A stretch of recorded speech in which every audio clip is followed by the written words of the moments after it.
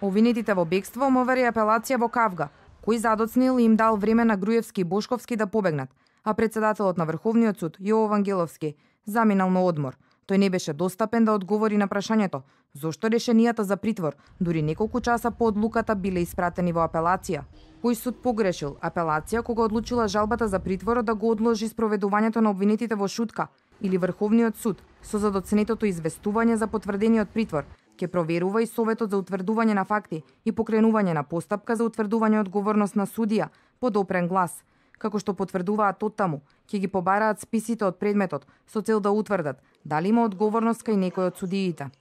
Според законот, Советот ќе преземе истражни действија, ќе ги прибави списите од предметот, ќе задолжи еден од членовите да го проучи предметот и да реферира пред Советот, кој ќе одлучи дали има основа за формирање на предмет. Работа на Советот ќе му отвори издруженијето Зелена лупа, кој најави дека ќе поднесе иницијативи за утврдување на одговорност на судиите кои постапувале во предметот, но и кривични пријави до јавното обвинителство за злоупотреба на службената положба и овластување од страна на сите судии.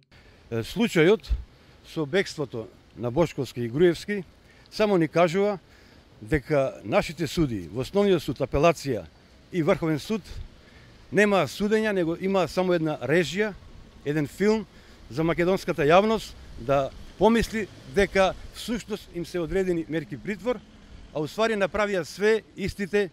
да можат да се дадат во бегство. Претходно во изјава за телевизија 24 и поранешни судии на Врховниот суд истакнаа дека треба да се испита одговорноста на судиите.